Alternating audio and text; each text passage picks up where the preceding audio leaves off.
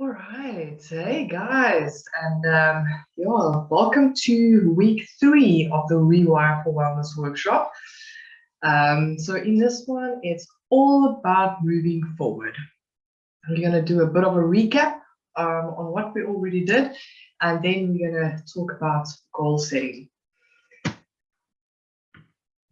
All right.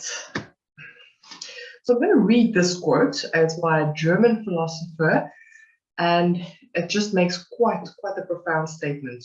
Until one is committed, there's hesitancy. The chance to draw back, always ineffectiveness. Concerning all acts of initiative and creation, there's one elementary truth, the ignorance of which kills countless ideas and splendid plans, that the moment one definitely commits oneself, then providence moves too.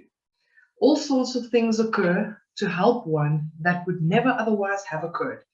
A whole stream of events issues from the decision, raising in one's favor all manner of unforeseen incidents and meetings and material assistance, which no man could have dreamed would have come his way. Whatever you can do or dream, you can. Begin it. Boldness has genius, power, and magic in it. Begin it now. All right, let that serve as a bit of an inspiration for what's to come. So we're reverting back to fire frame forward, and we're just going to go into a little bit more detail, especially with regards to fire. When we talk about fire, this is important because this is your energy. We spoke about this in the first session. If you don't have energy, you're not going to even be able to get to your action plan. You need sustained energy. So when I think about how we show up for others, how we give, how we support, how we love, and how we contribute joy, the term headwater brings a poetic metaphor to bind this concept. So last week, we had a brief discussion with regards to the sources of our river, the river, which is our resources, and then the waterfall, and how we need sustained, consistent sources for our river. So considering a river within you as the flow of what you give and what you receive or replenish. So how amazing would your life be if your source just kept on replenishing your river to form a magical waterfall flowing to everyone around you? You'll be able to spend more time with friends, spend more time with family, and really invest quality time with them and not just give them what you have left of the day. Essentially having so many resources, and with resources we're referring to time, money, energy, love, joy, compassion, whatever it is that you use during your daily life, that you can give and give without your river running dry, without getting tired, depleted, depressed, hopeless, frustrated, and grasping onto those good old emotional crutches, which we so love to do, that chocolate in the second cupboard or anything that, or some chips. From this image, it's easy to see that the key to our waterfall overflowing is having sustainable headwaters, or the sources, as we discussed, so sustainable. So we have to create strong sources for our river, a strong base to ensure that you are giving from your overflow and not your life source. You have to show up for yourself first and love yourself first to enable this to be possible. You can serve those you love from a point of strength and personal power when you have served yourself first. When you have sustainable, consistent sources flowing into your resource pool, then you can essentially give from a place of strength and personal power.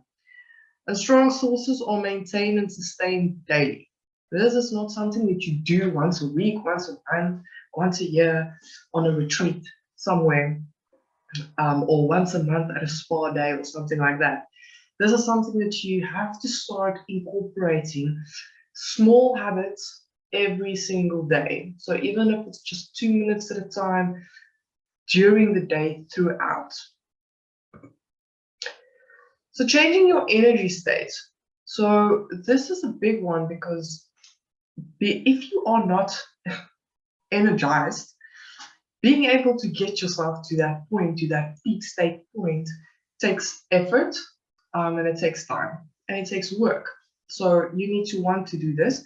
And we're going to run through 5 elements of what can contribute to raising your energy state. So you can change your energy state by building habits that support heightened energy. It may take time, it may take effort, but you'll reap the benefits. So below we'll discuss some points. And we are able to control our fire instead of relying on our external environment to work in our favor. So that's important, not having to wait for your outside to make your inside better. So if you want to feel energized, you can take control and you can actually implement a plan to make that happen. So there are many techniques to light a fire and to keep the fire going. It takes conscious effort and actions to work these habits into our lives. So the beginning is a little bit work. That's as we discussed. So it becomes such a big part of who you are that you even revert to them in the difficult times. So firstly, what I want to point out is every single person will differ with regards to their requirements and what works for them.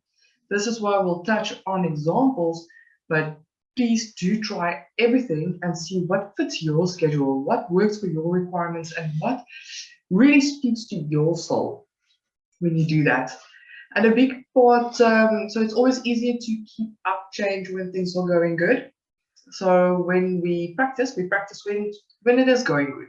So you remember the shock graph that we did in the previous session during the honeymoon phase, when it goes up, up, up. That is when you practice your new habits.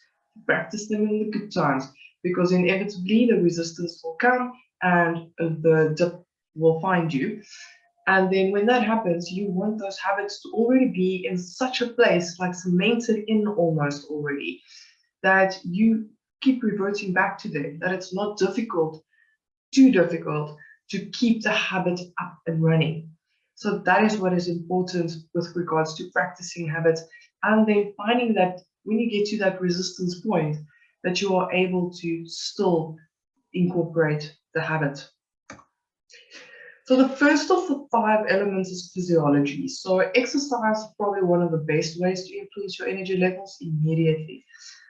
So you can do whatever it is that you classify as exercise. Try and get your heartbeat a little bit up. So that definitely generates energy quite quickly. Obviously, the food that you choose to eat and consume on a daily basis. So it offers the nutrients that your body needs to be able to move forward. So with regards to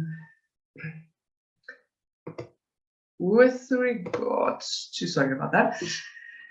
So with regards to food, I think it's very important to mention here that every single person, again, has different nutritional requirements. So there is no one diet that works. There is no one meal plan or fad diet here or whatever that's going to work for everyone. You have to figure out what it is that makes you feel good.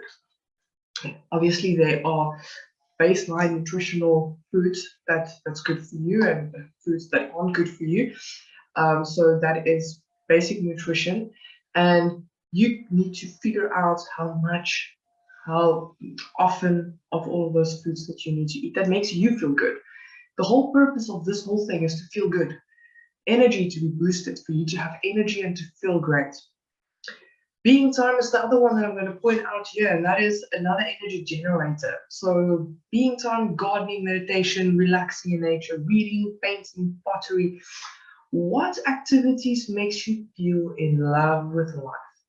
That is where we're going with that. What makes you feel in love with life? So when you think about being time, it's important to take into consideration that being time is being present. So it's any activity that can bring you to the present moment, where your focus is here within your body, right here where you are in the present moment. So whatever activity gets you in this space, right here, then that activity can definitely count as being time for you. And that can be something that you put into your daily habits or weekly habits. Daily would be great for being time.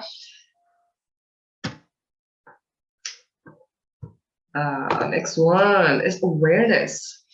So when we talk about awareness, Dr. Joe refers to where you place your awareness is where you place your energy. So where are you placing your awareness every single day? Do we even know where we place our awareness? Because sometimes our thoughts have a tendency to just drift away with us. You know, that 95% of the autopilot just drifts away, and we actually essentially have no control over that. So when you focus on any other moment than the present, you are also placing your energy in that moment. So taking away from the here and the now. So what we looked at physiology is generating the fire. So these are techniques that you can implement to generate your fire, to make it, to get your energy up as quickly as possible. Awareness is bringing your energy back, right? So we keep putting our thoughts out there. We have our awareness all over the show. We are worried about being able to pay the bills at the end of the month. So you can feel your energy go with that worry to that future event, right? So the key would be to bring your energy back from that moment and not worry about that future moment, but instead, in this exact moment, appreciation. Appreciation for what you have, gratitude, experiencing elevated emotions in the here and the now. That'll bring your energy back to this present moment, as well as thinking about events in the past. So what if like your colleague maybe have told you something weird in the meeting, something mean? Now you keep telling that to every single person you come across the rest of the day. Our bodies don't recognize when an event was a past, future, or present event when we experience emotions. So when we relive any past moment and we experience those emotions again, we get angry again, we get frustrated again. Every single time we do that, our bodies are physiologically reliving that moment. So just keep that in mind every time you keep obsessing about anything in the past, any event, and ask yourself, is that person, is that circumstance, is that worth me feeling depleted today? Is it worth me putting my energy there, giving my power back there to someone, something that didn't even make you feel good, obviously, because you're obsessing about it and it's making you feel depleted? Shift your awareness back to yourself and put your focus where you have control and where you can start working on elevated emotions. All right, so generate awareness of when your thoughts drift off to these moments, because it happens a lot, and gently bring it back to the present moment without being frustrated and getting mad. When we talk about language, this is the word choices you use when speaking with yourself and with others. So what thoughts are running through your mind all day? How do you address yourself when something didn't go as planned?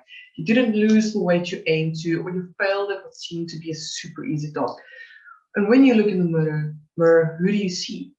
I think that's one of the biggest tests that I've seen so many people struggle with, is standing in front of the mirror and just saying the words, I love you.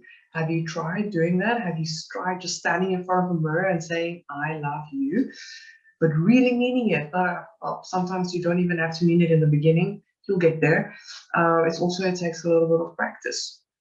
It's a great way to start if you know that your language to self is not great. If your self-love and self-acceptance and self-worth may not be where it's supposed to be, then it's a great place to start just acknowledging yourself. Just standing in front of the mirror and just acknowledging yourself and acknowledging where you are at in your life. It's such a great space to be able to explore that for yourself. So language definitely has an influence on your energy, like the words you use. Like what did I say? You speak life into the world. So speak life into your own life. Speak positivity, optimism, elevated emotions. Speak it into your life. Speak energy into your life. instead of focusing on anything that brings frustration, anger, anything like that, fear. Right, reason. So this has the power to light your fire in a way you never knew was possible. So what is your reason for getting up in the morning? Your why. Many will answer to go to work, to make money, and so forth. Dig a bit deeper. You can use an exercise, so it's the but why exercise. So you dial about 7 times. The idea would be to get to a core value. So what you can do is just ask yourself, right, why am I getting up today? Well, because I have to go to work. Why do I have to go to work? Because I have to earn an income. Just keep on asking the question why until you get to a space, maybe you get to something like adventure or freedom. So instead of just holding on to, I have to get up to go to work, I am getting up because I am seeking adventure. I am seeking freedom. And yes, I go to work in order to achieve that. But get up for the adventure. So when you open your eyes, it's not, oh, I have to go to work. It's like, oh, well, wait, what adventure lies ahead? What can you do to bring adventure into your life, bring freedom into your life, bring the emotions of adventure and freedom into your life? Even if that day you're not going to experience an actual realistic experience with regards to adventure or freedom, try and incorporate the feelings. So whatever it is, even if you have to scroll through a little bit of traveling blogs and things in your lunchtime, finding your reason and reminding yourself of that reason regularly. So this links up with your vision, which we'll get to, will keep you on track. I'm sure you have all at some point felt that energy come from nowhere when you are super passionate about something or some task. So that is the kind of energy that you can expect. So when you are super excited about something, so if adventure is one of your core values and you are heading to this epic holiday, you're ready to roll. So obviously there's this energy. When you get up in the morning, you have energy to just do everything and fire through. Where is that energy coming from? You're generating it because you have a passion for what you are on your way to go do. So whenever that is present, then there will be that type of energy. Your identity. This is the fifth one. Your identity. Tony Robbins stated, the strongest force in a human personality is the need to stay consistent with how we define ourselves. So how do you define yourself? We love classifying ourselves as OCD, procrastinators, unorganized, emotional eaters, perfectionists, workaholics. So whether this is true or not, your personality will work towards it. So just because you made that part of your identity, just because you told yourself, I'm unorganized, your personality will go out and find evidence for that. So this is also the space in which we experience self-sabotage. So when you're trying to change without expanding your identity. So take, for example, I have a goal. Part of this goal would entail that I need to be organized to achieve this goal. But now part of my identity is being unorganized. So at some point, I'm going to start working towards this goal. At some point, there's going to be self-sabotage. It's going to be resistance because my personality is going to say, no, but you're unorganized. So how do you want to do that? Because you're not organized enough to be able to achieve that goal. You're unorganized. So what we need to do is we need to expand our identities. We need to come back. All right, great. So I see this now. Now I can reframe it. I can work on the fact that I believe for some reason that I'm unorganized. So now I can start finding evidence to the contrary and start reframing that identity for myself. And then revert back to achieving the goal. Your identity includes your core values, how you react, what you believe about people, habits, your memories and experiences of the past also contribute to identity and who you believe you are. Whether your recollection of the event is true or not, we tend to not even remember our past super accurately. So we keep making things a part of our identity and our beliefs, our limiting beliefs, based on information that may or may not be true. So moving on to frame. So that was the fire part. So those are all elements that play a role with regards to your state of being, your energy levels, your fire. When we talk about a frame, this is the frame through which we see and experience life. So often we have a vision that seems impossible to reach, and in this process, our focus goes to the challenges and obstacles that might come up. In psychology, they talk about the ironic process theory or the white bear problem. It refers to the process whereby deliberate attempts to suppress certain thoughts make them more likely to surface. So if I tell you to not think about a white bear, what are you going to do? You're going to think about a white bear. It's like telling a child, it's like that negative bias that we just talked about in a bit. So if you tell a child, don't fall, they're likely going to fall. When consider the statement in context of aiming for promotion at work or starting an exercise routine or going on a diet. So what thoughts are going through your mind? So perhaps some of these will sound familiar. Being promoted is not up to me and out of my control. People who get promoted are more charismatic than me. I don't know everything I need in order to be promoted. I don't like working out. I will never be that strong or fit. I'm not allowed to eat X, Y, and Z. I've never been able to keep the weight off after I return to my normal routine. So here's the kicker. When you say these lines, it might be all you think of. And as our brains are wired to prove our beliefs, you will start seeing evidence of those beliefs all around you. Your body, or your brain, your personality will start creating that reality for you. That again goes back to last week. Your personality creates your personal reality, what you think, act, and feel. So instead, you can maybe say, I care about my performance, so I'll put effort into my work. I'll show up to work as the best version of myself, regardless of the outcome. My ability to learn and grow is limitless. I choose to show up for myself every day. I've already come so far and accomplished many things I never thought possible. There are so many healthy options for me to choose from. I'm choosing a healthy lifestyle and will implement it to the best of my ability and knowledge. Can you see the expanded version? The just expanded, and it makes, just uplifts. It's just elevating instead of putting ourselves down and not believing in what we can achieve. You are who you believe you are. So if you shift your focus from limiting beliefs toward empowering ones, that'll serve your goals and vision. So once you have your vision and your goals set out, and you start feeling like some limiting beliefs might come up for these goals, write them down. Write them down, and step by step, don't do all at once, but little by little, start reframing them. Reframe them and start unpacking every single one of those beliefs and tell yourself, right, let me find evidence to the contrary. It's might take time, but it is worth it in the end. It'll take work, effort, and time. But ask yourself this, will it be worth the effort if it means the realization of the vision you have for yourself? Are you worth your own time and energy? Right. That is why it's important to have a vision that really, really fires you up, because you want to be able to see it through.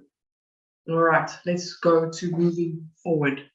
This is where we want to be. Now that we have our fire and our frame sorted, we have the methodology with regards to that. We can now look at moving forward. So traditionally, methods like the SMART model are used to assist us in setting and navigating our goals. In this model, all goals are validated against the following criteria. So any goal that you set must match all of these categories. It must be specific, it must be measurable, agreed, realistic, and timelined. So for instance, I need to earn X amount by within 6 months in order to purchase this item that is part of my goals. So that would be a SMART goal. So this model serves us very well in certain aspects. We're going to talk about another goal setting approach which reaches a much more profound depth in us and contributes to the generation of our fire. So that is courageous goal setting.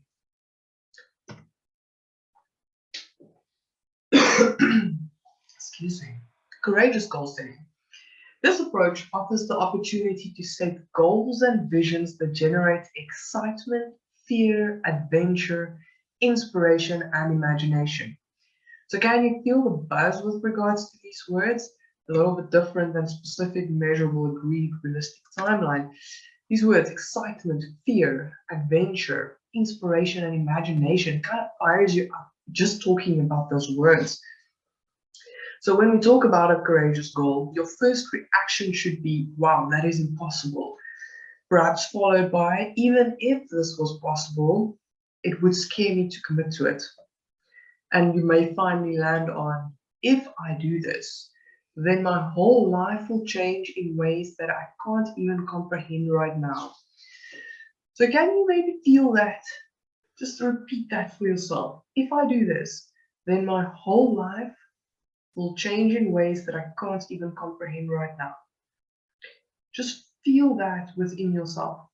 It kind of speaks to your soul. So that's the idea with the courageous goal. Is moving from outrageous to being frightened to being in a transformative space. Dreaming bigger. Just thinking and giving yourself permission to think outside of the box and to strive for excitement, adventure, to be inspired. Everything doesn't just have to be practical. You know, goals can be full of imagination and inspired. So the first exercise that I have in your workbooks is for your vision. And I would encourage you to spend time on this one. Spend time on your vision, because this is the starting point of moving forward, is your vision. And we've done a lot of vision work in the previous two, but this would be an overall vision of who you see for yourself. So your vision is a clear image of the person you want to be, combined with the emotions and feelings of that future self that they're experiencing. So how is this version of you presenting himself or herself to you? What are they wearing? How are they walking? What facial expressions, emotional vibe? What are they doing? Try and create an image. Try and build a clear image of this person and try to see this person standing in front of you. What's the body language like? Like, how do they like present themselves? Is there like a smirk, smile, maybe some confidence, maybe like this epic energy just around them, just full of life, vitality, healthy, prominent, whatever it is, successful. What is this image that you see? I mean, what are the emotions that goes along with that? The emotional charge. What is this person feeling? Are they being in love with life?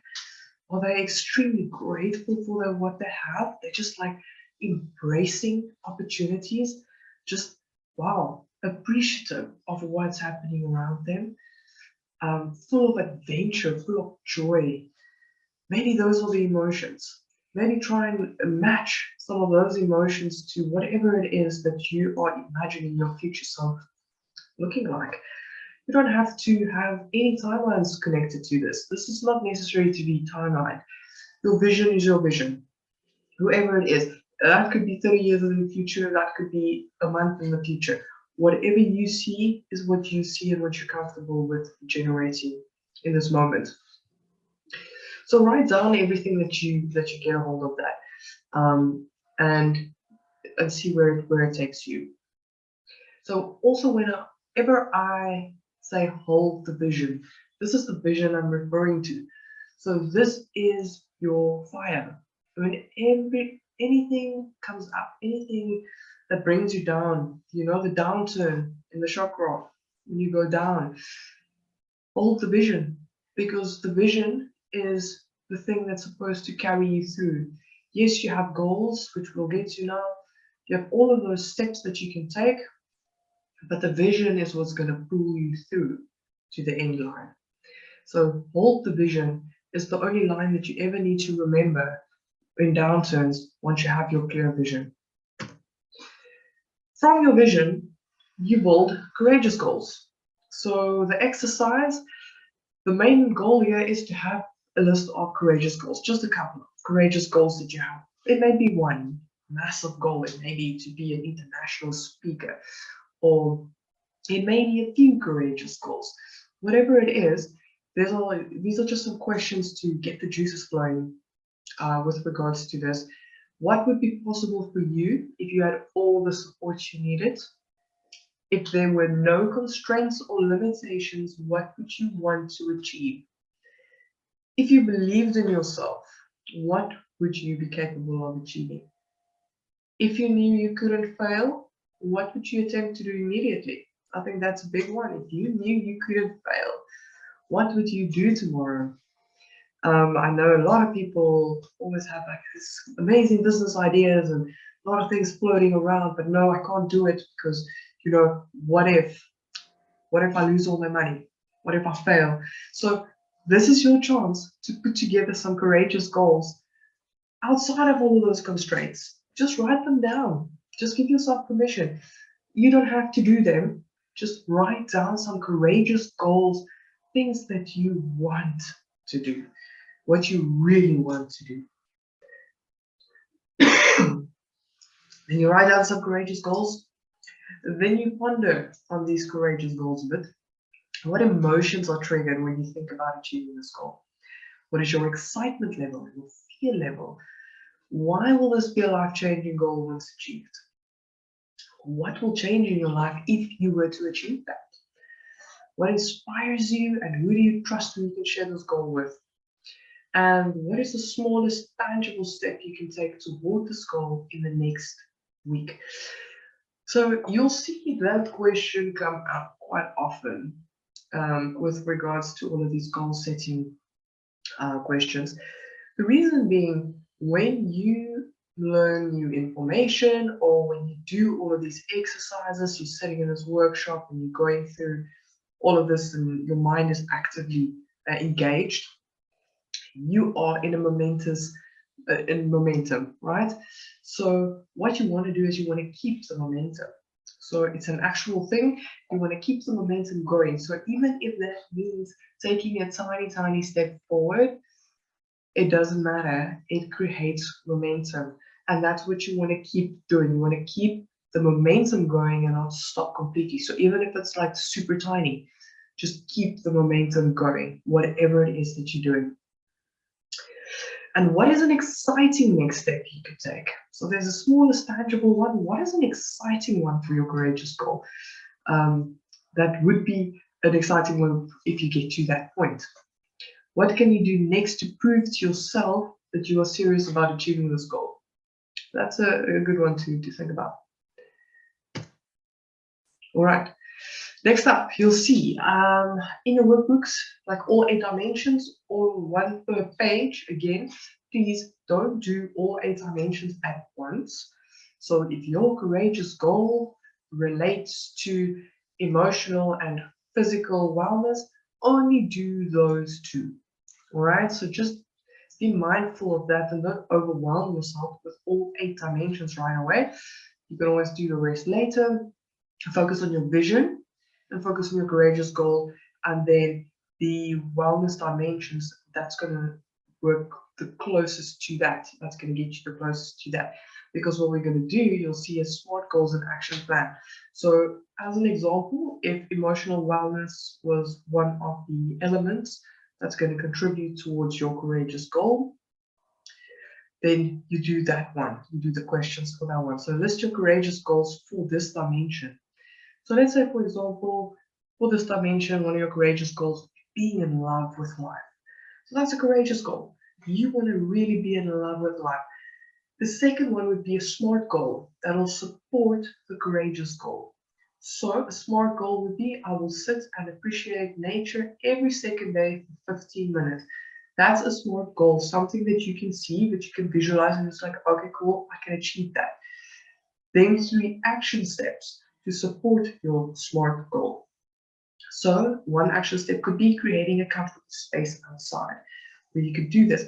And if it rains, having a comfortable space inside where you can still see the outside.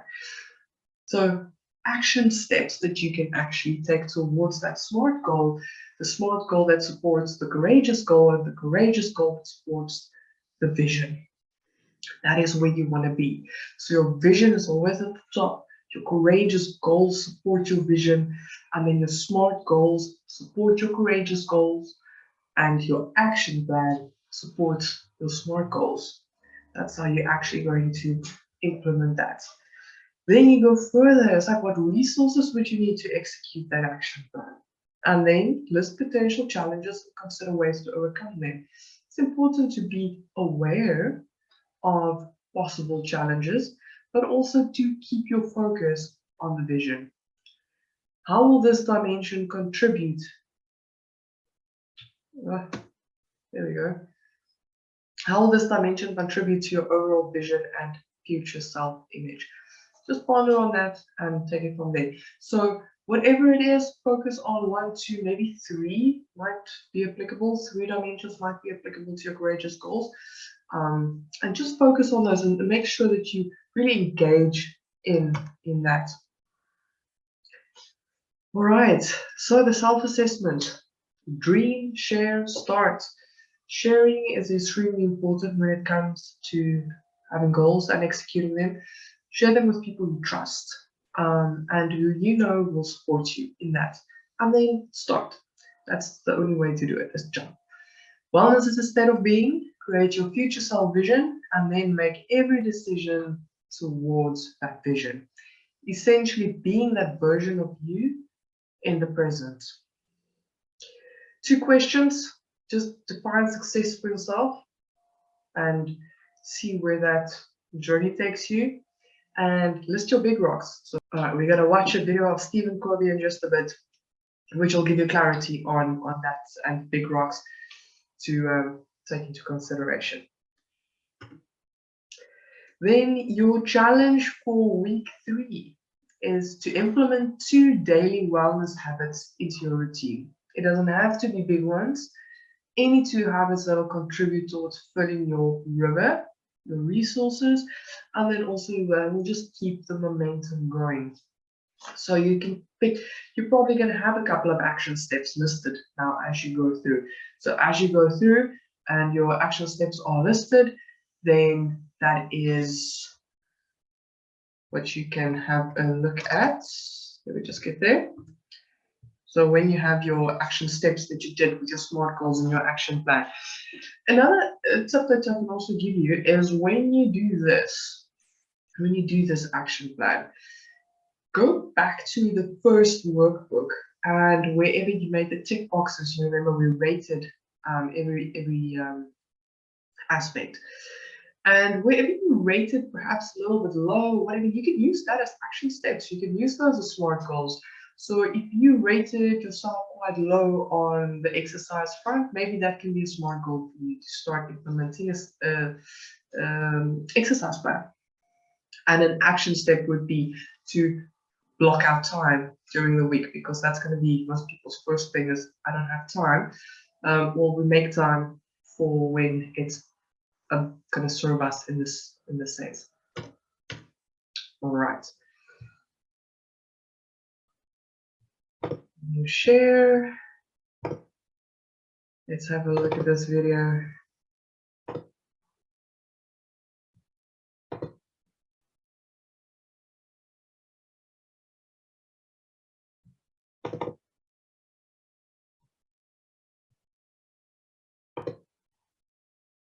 Do you ever feel like you get bogged down in the thick of thin things? Yes.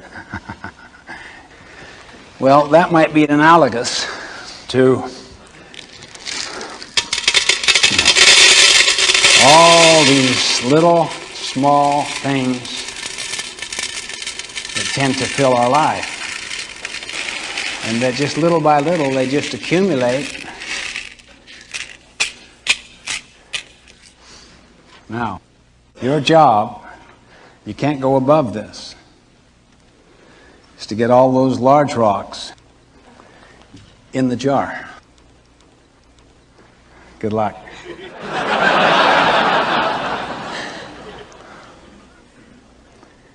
I'll describe each of the rocks as she puts them in. What's that one called? Q2, planning, preparation. Right. Planning, preparation, prevention, and empowerment. Q2. That which is not urgent but important. Right. Can I put this down? Sure.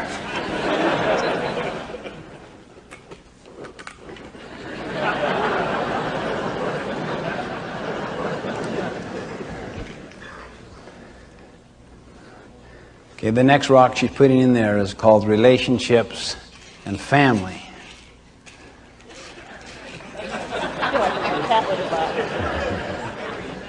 She's trying to make it so she can get them all in there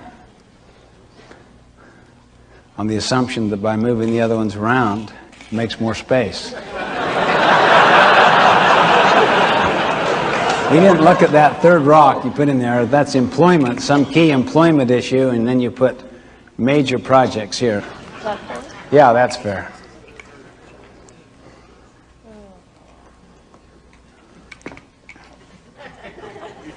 It's not going to work.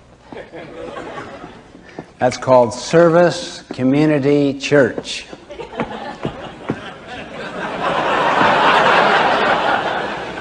Do you ever feel like this? Yes. How many feel like this?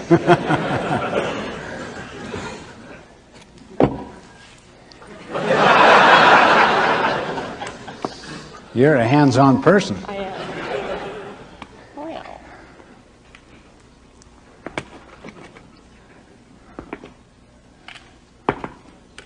It's not very flat.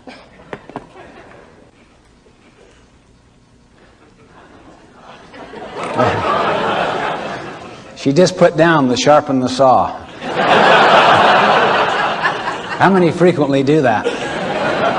I just don't have time today to sharpen the saw. You ever been too busy driving to take time to get gas?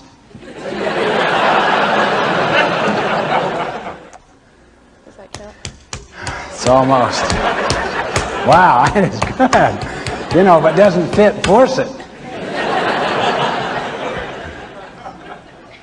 Do I have to really put all of these in here? Well, no. You can neglect a big opportunity if you want. No.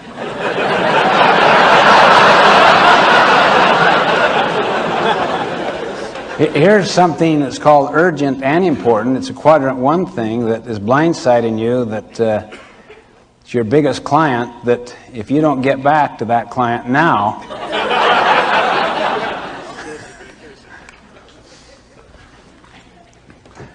you've given up your vacation. No.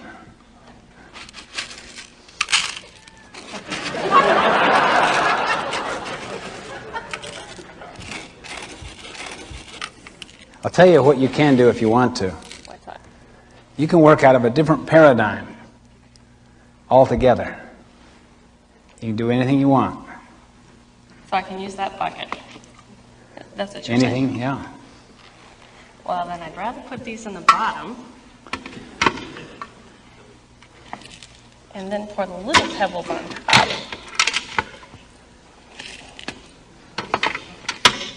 Vacation. Okay, she has sharpening the saw, planning, preparation, Spouse. spouse, Vacation. employment, Big opportunity. big opportunity, Important and urgent. Block of time.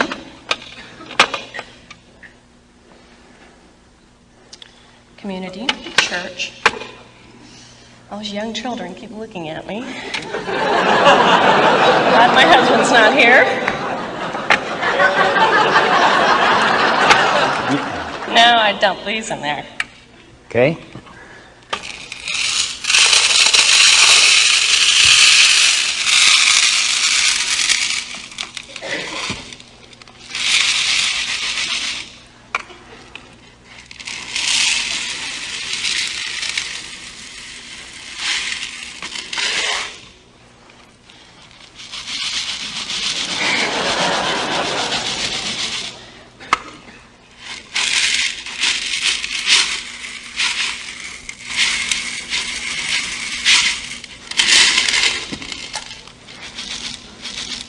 It's going to work.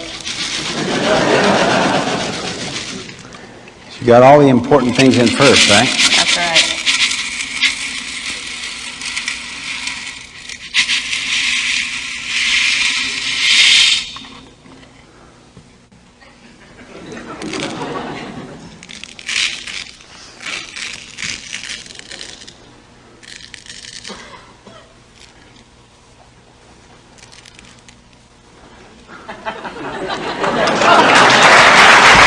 That's great.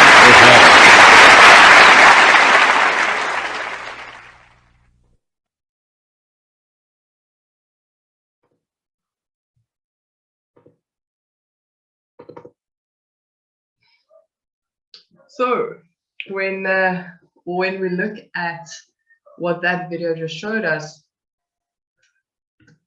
it clearly points us to being able to prioritize. It's important to know what your big rocks are, and with that, the 8 dimensions of wellness are your 8 rocks, and obviously the specific ones. So try and be specific with your big rocks when you do that exercise. You have to get your big rocks in first before you start doing everything else, social media, hanging out with this random person you barely know, or just chatting with anyone random at work.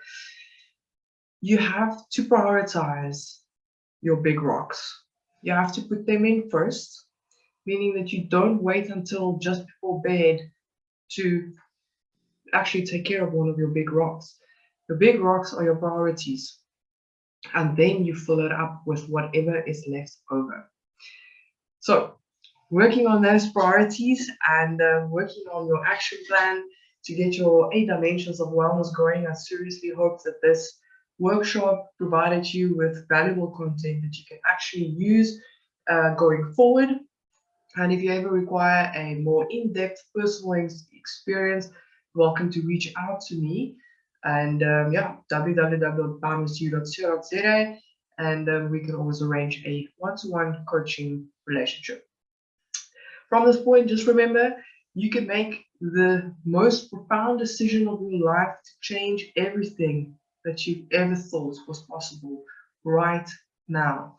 You are able to make that choice right now, a choice so profound that you can feel it to your core, that your soul responds to you really wanting to be the absolute best version of yourself, not just for you, but for every single person in your life. For you to be able to be full of joy, full of vitality, life force, energy, and to be able to push that forward into the world. So go get working and have an awesome evening.